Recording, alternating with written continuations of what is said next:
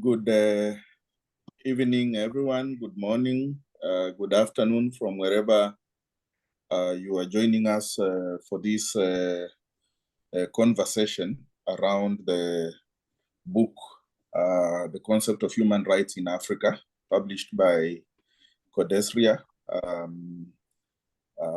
through the pen of Professor Shivji, Emeritus Professor, University of Dar es Salaam.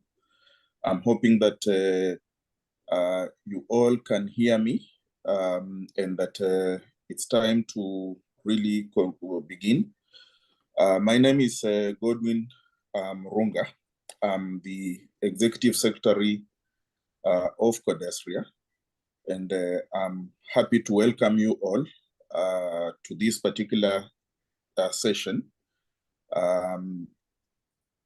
I wish that CODESRIA could take credit for the convening of this event, but actually this has been largely through the initiative of the Bicontinental, especially with the effort of Efemia Shela, who is going to speak to us later after me. The book, The Concept of Human Rights in Africa, is a very, very cherished book of CODESRIA. We, through a conversation that I had with Professor Shivji sometime in the third quarter of last year, we decided to reissue the book with a new introduction and a new foreword. And we were happy to be able to do it in record time.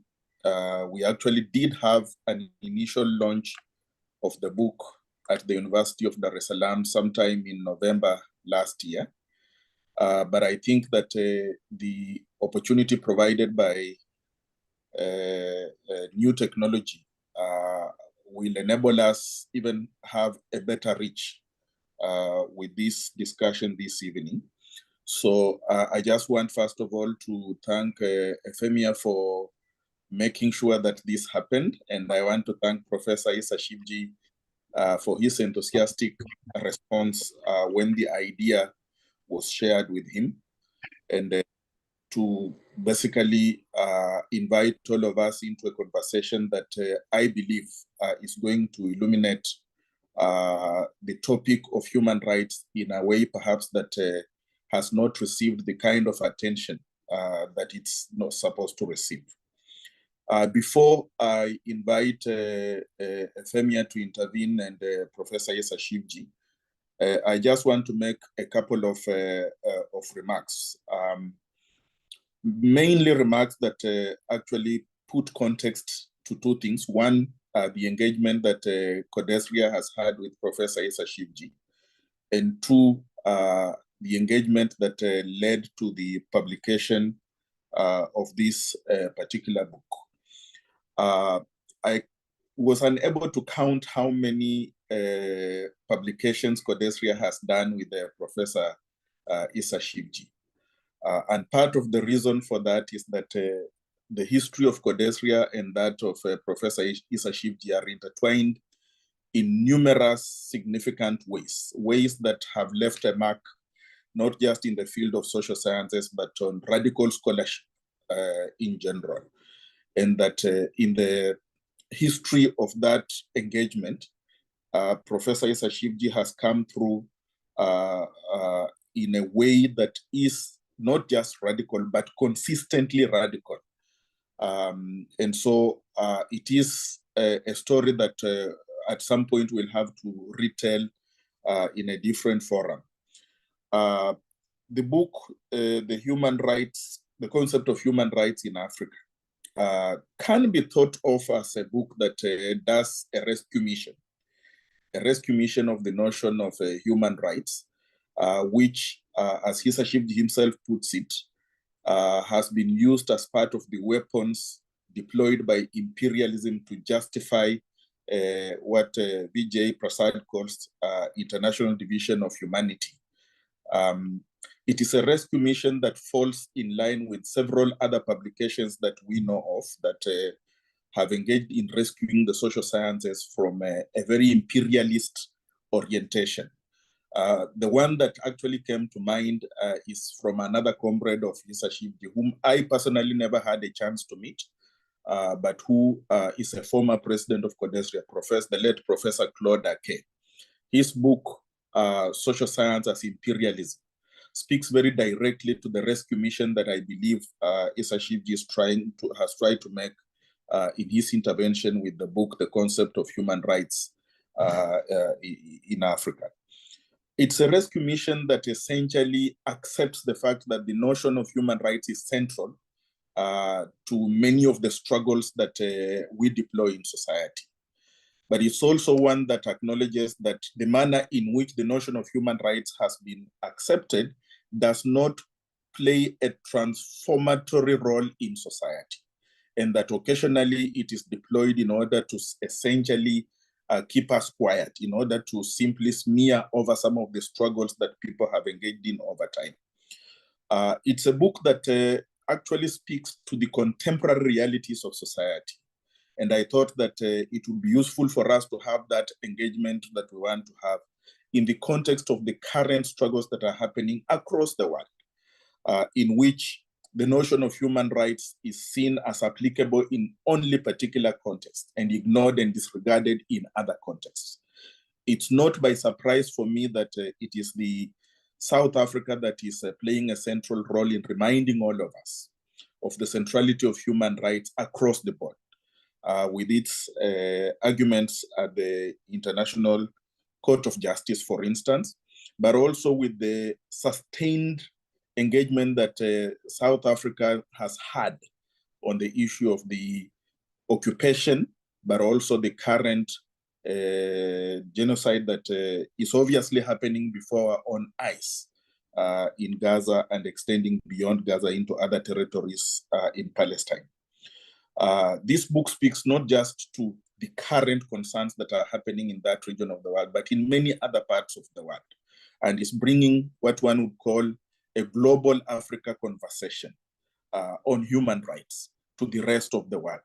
And I want, therefore, to invite all of us to not just celebrate the book, but to engage it deeply, precisely because that is what Shivji would want. He often tells me, and he did tell me this many times when I was editing a collection of essays that he published through Fahamu, that is titled Where is Uhuru? That ideas flourish in a situation of contestation, and urged us to think about some of the deep issues that affect society. We are happy that Shivji has given us numerous instances to engage with these ideas, and that this is just but one of those moments that we're going to do this. So without wasting more time, without adding anything that isn't new to the discussion, I want to begin by, I don't know how we want to go at this. Maybe Professor Shivji will speak a little bit to the book, and then we'll ask Femia to engage some of the ideas that she finds relevant to the discussion, and then we'll open up for a further engagement from colleagues who are listening to us from wherever you are. With that said, can I welcome Professor Shivji to make an initial reflection on this? Well, thank you very much, Godwin. Thank you, Femia, and thank you, Tricontinental, CODESRIA, and Left Books for organizing this on the occasion of the 35th anniversary of the concept of human rights in Africa. As you know, this book was published in 1989. I finished writing it in 1988 in Harare, where I was spending my first sabbatical. I refused to go to any university in the north. I decided to go to Harare for my sabbatical. And that's why I finished this book. Now, what I want to do briefly, and I really hope to be brief, is to situate the writing of this book in the context, the background and also the immediate motivation which made me write this book. And for that, I will sort of, in a kind of telegraphic messages form, paint the context in broad strokes. 1980s in Africa is considered by many mainstream writers as a lost decade for Africa. For me, 1980s was actually a decade of painful transition from nationalism to neoliberalism, during which Africa lost many of its achievements of the national liberation struggle, including sovereignty, self-determination, and the right to determine our own destiny and to make our own decisions. During the nationalist period, which is roughly the 2 decades of 60s and 70s, as you know, many African countries become independent in the 1960s. The dominant ideology was nationalism, of whatever variant. It is the ideology of nationalism which captured the national liberation movement, which preceded getting of independence. I would say that within nationalism, there are 2 broad tendencies. One I call conservative state nationalism, and the other was some kind of left radical nationalism. Now, the basic premise of state nationalism was that after independence, it was time to consolidate independence, which in class terms really meant to consolidate the rule of the proto-bourgeoisies and the petty bourgeoisies, which had come to power after independence. On the other hand, radical nationalism argued that independence was only the first step, that the task of national liberation was unfinished, was incomplete with independence, that what one needed was that political independence must be followed by economic independence, because the threat of colonialism coming back to the back door was very much there. And this is what was famously called neocolonialism. I don't know if many of the young people remember the 1965 publication of Kwame Nkrumah, Neocolonialism, the Last Stage of Imperialism. And in fact, some nationalist leaders, particularly radical nationalist leaders, even argued that we should beware that for the second scramble for Africa. Unfortunately, they have been proved right. The second scramble did come to pass, and today we are very much in throes of that. More left tendency within nationalism went further and argued that what we needed was some kind of disengagement, delinking, as it was called at that time, from imperialism, from the international capitalist system. So that was the discourse, that was the debate of the nationalist period. Although there were these different tendencies, all tendencies broadly agreed that the countries which were still under colonial rule, like South Africa and Southern Africa, ought to be decolonized, number one, and number two, that African countries should unite to be able to withstand the onslaught of imperialism. I think by and large, Africa succeeded in decolonizing the rest of the African continent, but they did not quite succeed in African unity. Even then, through coerced compromise, they formed the Organization of African Unity, which was really actually a compromise. I will not go over the debate on African unity. On the whole, in spite of all these various tendencies and discourses, generally speaking, during this period, imperialism was on the defensive. the third world countries were very prominent and dominant in, for example, United Nations and whether United Nations fora. It is during this period that, for example, the right to development, the resolution on the right to development was adopted by the United Nations. It is during this period that we had the body called UNCTAD, which did some fantastic research on unequal terms of trade and other things.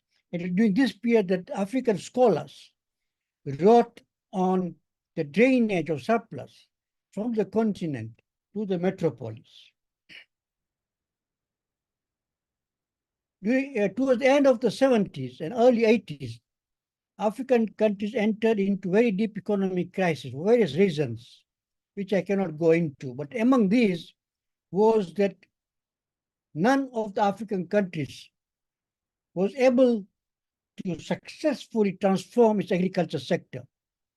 On another occasion, probably I will argue more about that.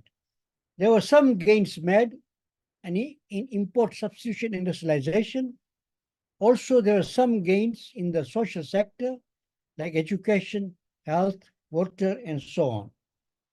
But the biggest reason for the crisis was the mounting debts and inability of the African countries to be able to service these debts, which rendered them subject to diktats by the donors and the so-called world financial institutions like the IMF and the World Bank. In the early 1980s, as you may know, African countries, as I said, as I already said, entered the deep economic crisis. But during the same period, the neo-conservative forces in the north came to power and began to flex their muscles. And during this period, we get the infamous duo of Margaret Thatcher in the UK and Ronald Reagan in the US, who fervently pushed neoliberal policies based on Milton Friedman's free market and liberalized economy. That became the new mantra, and which was pushed down the throats of many third world countries, and which is what brought in neoliberalism in our country. Neoliberalism meant a whole new set of policies which were imposed on many African countries through conditionalities. For conditionalities coming with the loans and so on. We had structural adjustment programs, as you'll remember, some of you may remember. We had liberalization of trade, opening up of markets. We had wholesale privatization of national assets. We had cost sharing in the social sector, in education, health, and so on. And actually, by and large, these policies devastated African economies and destroyed the social fabric of society, of our societies. On the whole, during this period, imperialism was on the offensive. There was a clear attack on sovereignty, particularly on state sovereignty. The state was demonized as being corrupt, inefficient, with bloated bureaucracies, not able to make policies, and so on and so forth. And that African states were essentially authoritarian and non-democratic and violators of human rights. It was this type of argument that made the so-called donors to channel their funding through NGOs, new non-governmental organizations, because African states were corrupt. And ideologically, it was the human ideology which displaced national liberation ideologies. During this period, NGOs mushroomed all over Africa and were almost uncritically embraced by the civil society. Unlike, for example, Latin America and Asia, where there was more critical position taken on NGOs, in Africa, NGOs sailed plainly, and universities, which were once upon a time the centers of thinking, were starved of resources, and many of our intellectuals and scholars jumped on the human rights bandwagon and the NGO bandwagon. It is in this context, very briefly, it was in this context that I came to write the book towards the end of the decade of the 1980s. Now, what does the book try to do? First and foremost, it argues that human rights is an ideology, that human rights is a historical and political construct. It is not some God-given, natural, universal set of norms which universally apply across space and across time. The second point I made was that the individual is abstracted from her social relations and then attributed with certain rights which are attributed to the individual. So individual being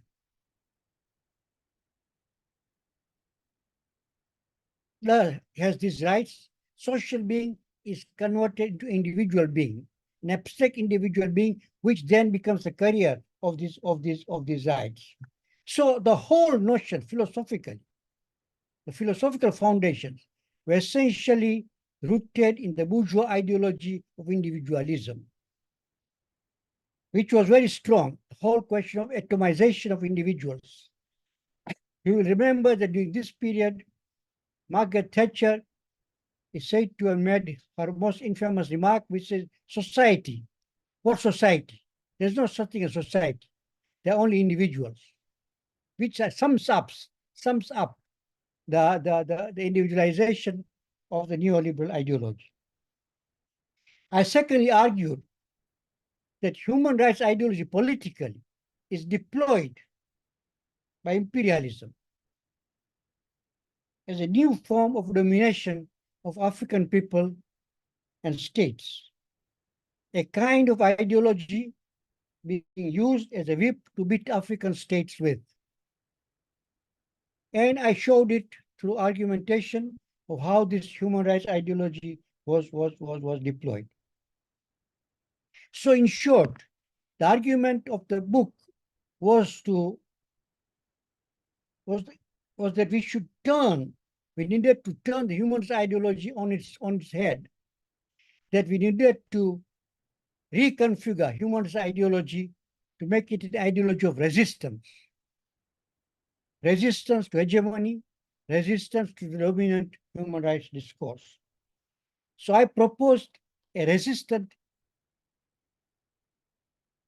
human rights discourse. And here I argue that there are two most important rights around which we can construct, or rather reconstruct, the human rights ideology as an ideology of resistance. And I identified these two rights as a right of peoples to self-determination and a right of peoples to organize independently. And right of people's self-determination, I gave it a wider meaning of not only political self-determination, but also economic self-determination. And the right of people to organize mean that people should be free to organize for their own resistance to domination, essentially against compradorial classes. So basically, these two rights would sum up, in my view, the important flanks of anti-imperialism and anti-compradorialism, anti-imperialism and anti-authoritarianism.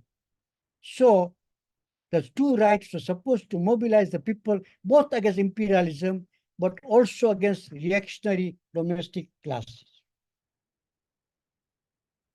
And to illustrate these two perspectives on rights, the dominant and the resistant perspective, I gave the example of the African Charter on Individual People's Right as as signifying a kind of neoliberal construct of human rights, and the Algiers Declaration, the declaration which was the Universal Declaration of Rights of Peoples, as a symbolic of the national liberation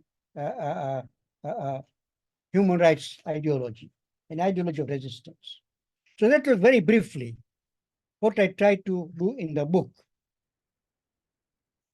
Since then, of course, we are 35 years have passed, and we have seen a lot of things, and we have witnessed in extreme forms the brutality of imperialism, which has destroyed whole countries like Somalia, Libya, Afghanistan, Iraq, and so on. And now, in front of our own eyes, we are witnessing the genocide which is happening in Gaza against the Palestinian people. So in my new introduction to the second edition, I argue for a case to go beyond human rights ideology. I'm no longer talking about reforming or reconfiguring human rights ideology. I'm actually arguing that we need to have a revolutionary shift in the paradigm. We need to have a revolutionary shift in the paradigm beyond human rights. I'm arguing for a new reimagining of Pan-Africanism. I'm arguing for an imagery beyond nation states, beyond state sovereignty, beyond stateship, and beyond rights, to an imagery rooted in the Pan-African solidarities and Pan-African ethos and Pan-African human values of global Africa. So, what I'm arguing, and let me finish there, is for a new outlook. I'm arguing we need a new utopia which would save humanity from mutilation it has suffered over the last 5 centuries of imperialist capitalist barbarism. And I'm arguing that Pan-African ideology and movement provides us with a great departure point for imagining a new future. Thank you very much. Thank you, Fimia, for tolerating my few remarks. I hope they were few enough and not long. I think, thank you very much, Prof, for the succinct summary you provided. I think we should just proceed directly to Euphemia for your intervention. Thank you, Godwin. I formed my intervention after reading this amazing book in a series of questions that I'd like to pose to you, Isa, to kind of hone in on some of the different aspects of human rights that you explore in the book. I love the book. It raises some really important legal, philosophical, and revolutionary questions, and it's written in a very lively and accessible style, which I think would be a great addition to many bookshelves, especially during the time of uncertainty, which we find us in on the continent and elsewhere. So I was very interested to learn about the Algiers Declaration, and you describe 2 approaches in human rights, the dominant tendency, which you're quite critical of, and the revolutionary tendency. And as you've said, while the African Charter on Human and People's Rights is very well known, it prepares the ground for the dominant human rights approach, upheld by regional bodies and international NGOs, whereas the Algiers Declaration of 1976, I think, is a little bit less familiar. And I was wondering if you could speak about who wrote the Algiers Declaration, what kind of political history it comes out of, and what kind of framework that gives us for the revolutionary human rights approach that you describe.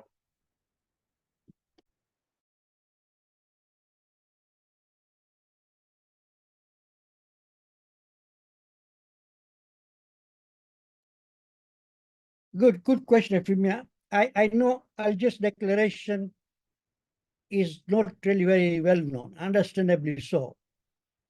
It was adopted in 1976 by liberation movements. The participants were liberation movements and progressive individuals. And it was written as a declaration of people's rights. So throughout, it's not talking about individual rights, it's talking about people's rights. And it was consciously seen as providing an ideology for mobilization of the people against imperialism. So it was not seen as a finished product, as a declaration of norms, okay, cast in stone. No, it was seen much more as a dynamic declaration for mobilizing people for their liberation and for the emancipation. Unlike, for example, the African Charter. The African Charter, as you know, of course, was adopted by the states. So it's very much a statist document. Unlike the Algiers Declaration, which was really, I would call it a people's document. Now, all these decades later, both, in my view, both of these instruments, of course, have been overtaken by events. So we need to think afresh. We need to think afresh, because since then, African scholarship has made a contribution which is not often acknowledged, because we always turn to the scholarship from the North. African scholarship has made a contribution in the area of Pan-Africanism, in the area of social sciences, which provide us with the possible tools to reimagine the world, as I said towards the end of my introduction, Ephemia. I don't know if it fully answers your question, but for that reason also, I reproduced that declaration in the book. So it is the appendix in the book. Thank you, Issa. That really gives us a sense of where that particular document came from. Another contribution you mentioned that Africa has made is to international human rights discourse is the right to development. And however, you write, underlying the right to development is a conception that sees development or democracy as charity from above, rather than result of struggles from below. And it isn't exactly clear what the right to development actually entails, as it's become a catch-all for many competing agendas. Do you think that this right has real value outside of it just being used as a slogan that we see by NGOs and international organizations? And is there anything in it that can actually be used to achieve the economic freedom we need? Again, the book actually discusses at length the right to development and argues that fitted in with the ideology of developmentalism, which was quite dominant in the 60s and 70s. And as you rightly point out, the agency for development was supposed to be the state, so from above. The concept of development was a narrow concept of development in terms of economic development. So I would say that maybe it had some value at the time it was adopted, particularly in relation to domination of the North. It has some value, but I no longer see it having much of a value. I certainly don't see it as some kind of a instrument which sets certain norms, because development is a very dynamic concept. And more recently, I've been arguing of development following Julius Nyerere as a rebellion. So development is not simply a question of growth in GDP or economic development, but it is actually rebellion against the status quo. That is development. So it's a very contested terrain. Development is a contested terrain. It has no single answer. I agree. I think that's a very useful intervention. Seeing development as ongoing, also something which is directed from below for the masses, and also something which rebels against the dominant structures and the dominant norms that keep us overexploited. My final question before we open up to the audience, please put your answers, your contributions, your comments in the Q&A box. It's available for you to be part of this discussion. But my final question is really around the current conjuncture. So there've been around 9 coups, or some of them failed, some of them, I guess, successful on the African continent since 2020. And I was wondering, in your view, what are the links between the season of coups and struggles against imperialism? Imperialism, which is a material and ideological condition which makes the achievement of human rights for all and the utopia you speak of nearly impossible.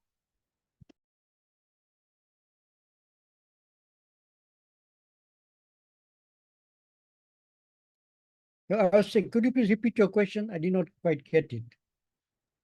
Sorry, I can definitely repeat it.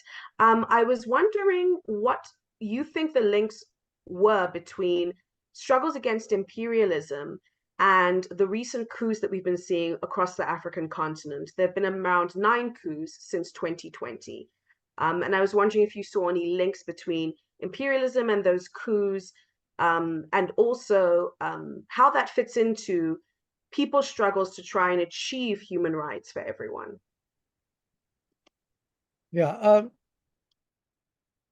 I think we are facing, in this struggle, we are facing 2 basic questions.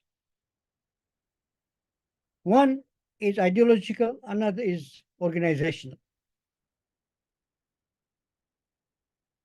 And when we talk about ideology at the political level, I think we should bring in question of our world outlook, that is the theory. The problem with us in Africa, and particularly with our scholarship, has been that it has not quite managed to de-link it as an appendage of the theories produced in the North. So we're very much linked. We have become an appendage of the theories produced in the North. So far as the South is concerned, so far as Africa is concerned, there's division of labor. We provide the data. We provide the raw material, so to speak. While the raw material is processed in the North and comes back to us as theories, which we then adopt. Rather than we ourselves producing theories from our own real conditions and applying it to our own real conditions to see the way forward. In other words, what I'm arguing for essentially is what Amilcar Cabral said, theory, the weapon of theory. We have not quite managed, by and large, to turn a theory into weapon. And we can only turn theory into weapon if we produce it ourselves. We cannot use master's theory to be a weapon against the master. So based on that, then of course, we can think in terms of ideologies which will mobilize people, which will be deployed to bring people together. The second question, as I said, is organization. We have gone through a whole host of organizations, from political parties to movements, to NGOs, and so on and so forth. And by and large, we have not managed quite to come to an organizational form which will bring together the people, because organization is an important vehicle for people to fight, to resist, to overturn, and to imagine the future. You don't imagine the future as individuals. You imagine the future in a collective through an organization. On the other side, there are some good signs that different Pan-African groups are rising among young people. More recently, I've come across Pan-African groups from South Africa, from North Africa, from West Africa, and young people are on their own organizing new groups. And that is why I increasingly been arguing that our point of departure is to reimagine Pan-Africanism in a present conditions, because that points both to a possible theory, a possible movement, and a possible organization. Thank you, Ephemia. Thanks, Issa. We have a question that's come through from the audience. I'd like to read it out. It comes to us from Melissa Hendrickser. Thanks so much for coming, Melissa. She writes, I've not had a chance yet to read Professor Shivji's book, but she greatly looks forward to it. She says, recalling Mikhail Mutua's strong critique of international NGOs, she's interested, Professor Shivji, in hearing your thoughts on the recent trend amongst INGOs to decolonize international human rights and international justice. She asks, do you think decolonization is possible, particularly as led by INGOs?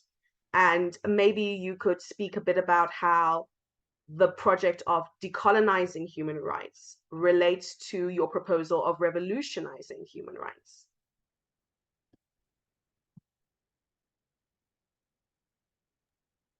Thank you. I know the decolonial discourse is very much in the fashion. I am not quite a fan of decolonial discourse. Maybe I am too orthodox. I don't think it adds to understanding. I still think what we need to think is in terms of liberation and emancipation rather than decolonization.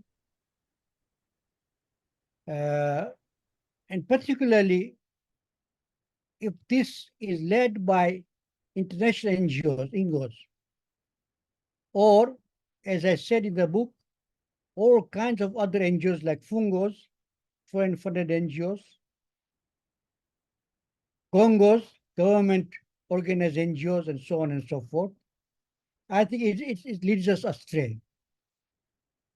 So, in short, my answer would be that we need to look at more critically at the decolonization theories and ask ourselves whether it provides us a possible point of departure for revolutionizing the human rights discourse. Although, as I said in my original presentation, I think we need to transcend and go beyond the human rights discourse.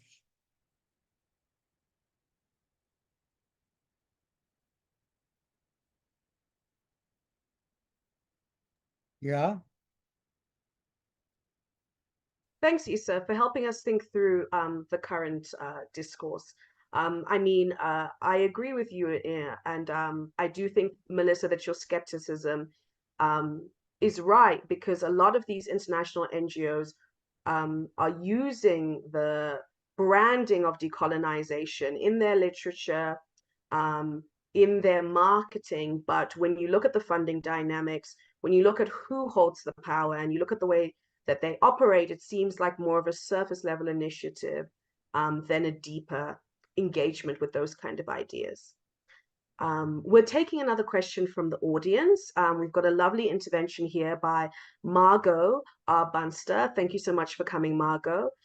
She says, generally when African countries were emancipated, governing systems were not broken down to start from the ground up, but the new government systems simply extended their governing with the imperialist systems. So she asks two related questions. Was this a problem that encouraged dependency on the imperialists? And then she adds, do you think that corruption was built into aid and loans provided by international organizations, but we do not see those organizations or label them as corrupt? It's a good question. I think our independence movement inherited the state. And whatever policies were adopted were essentially adopted with the state as the agency. And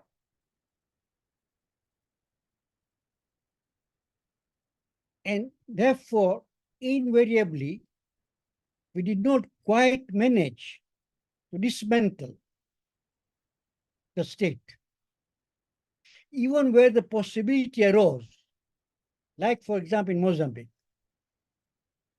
where there was a conjuncture, there was a possibility, there was a moment where a new state could be built, because old state had been more or less destroyed. We built the new state in the image of the old state, of the colonial state. So that has been a real issue. Secondly, I agree with the question that by and large, aid actually has been a weapon. Aid is not aid. We very well know that. Aid is a trap, okay, to keep us within the system, because it reproduces itself. There is no end game to aid. It reproduces itself. You continuously take aid. And of course, it has a fantastic corrupting influence. And aid basically facilitates foreign multinational investment and rep of our resources. That's what aid does. In fact, in the 60s, there was a book by, I forget now the name of the, I think it was Teresa Hayter, called Aid as Imperialism. A small penguin book, which really argued the case against aid, and aid as imperialism. So, two things. Aid is a corrupting influence. Two, aid obviously reinforces dependency. And three, aid continues to reproduce imperialist domination and exploitation of the resources of the continent. And all this cannot be taken care of unless we succeed in building movements from the bottom, building movements based on the struggles of the people themselves.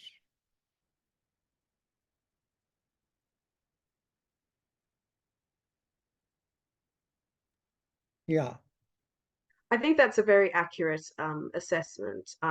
It definitely is something that needs to be broad-based. And I think someone in the comments has asked, Michael, thank you for contributing. Michael Aziz asks, what are some of the Pan-African groups that you have identified or have worked with that give you hope for human rights and that give you hope for movement building across the African continent? I think it would be really good to hear from you some of the groups you think are going in the right direction. Well, I think for South African, Pan-African, Euphemia can give some of the examples because she's very much involved in it. Nearer home here, for example, in Kenya, they have a very interesting movement among young people called social justice centers. And in the Cameroon, in West Africa, also there's some movements. I cannot often give their names and addresses, but those are there. And what is interesting is that these movements on their own initiative are coming together. So I think, and that is very positive, because we are no longer feel bound by the boundaries which were left by the colonial states. And that's a very important point for Pan-Africanism. To transcend and not to be trapped by the boundaries left to us by colonialism. You must find all ways of disrupting those boundaries, so to speak. So Thank as you. I said, yeah, okay, thank you. Thank you. Yeah, go on, Euphemia. Oh, sorry to interrupt. No, it's okay, go on. I guess in terms of the groups that I sort of work with, my scholarly work deals with feminism and rights for LGBT people in Africa. And it's quite interesting because a lot of the backlash against groups who are LGBT in Africa comes from the idea that it would be un-African to give those groups rights. It also draws on the African Charter's insistence on the duty to the institution of the family, which means a particular kind of family, a straight family, a heterosexual family.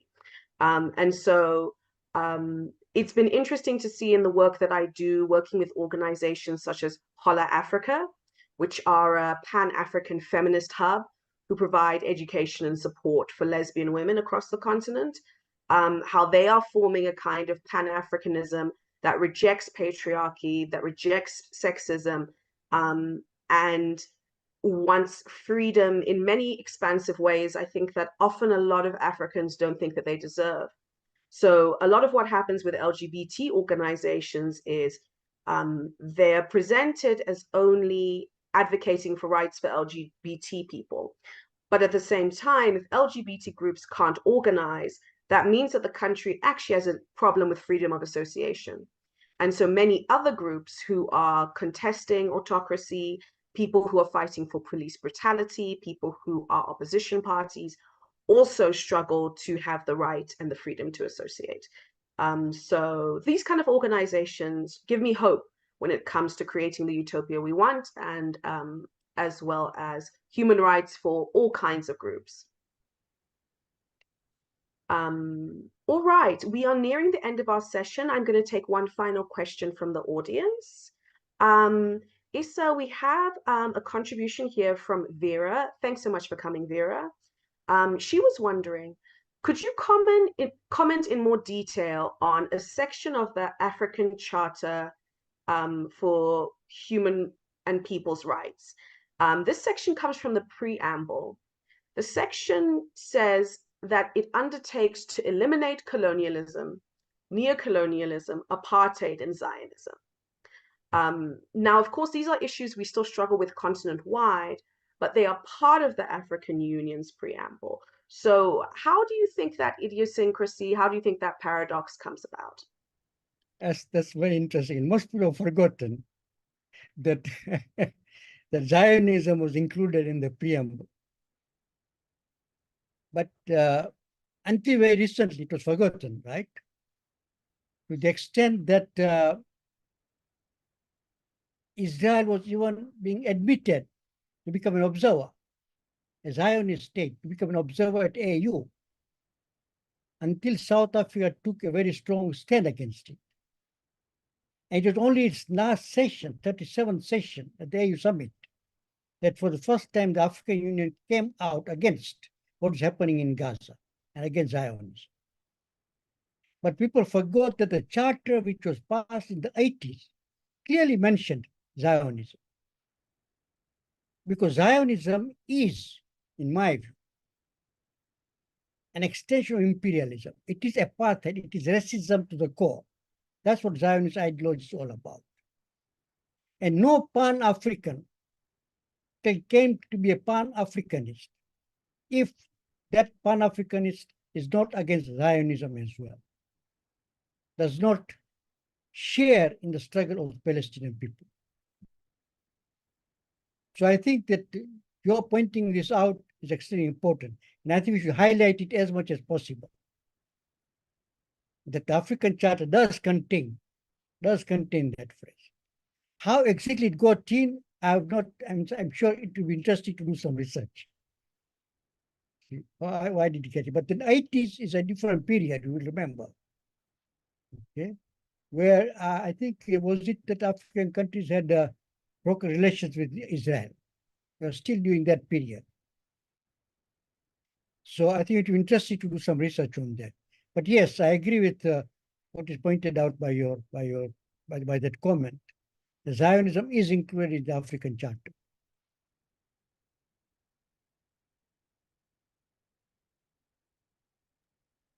Thank you so much, Issa. We've come to the end of our time, and it's such a shame because this is such a nuanced, interesting, and deep conversation that really we could have all evening.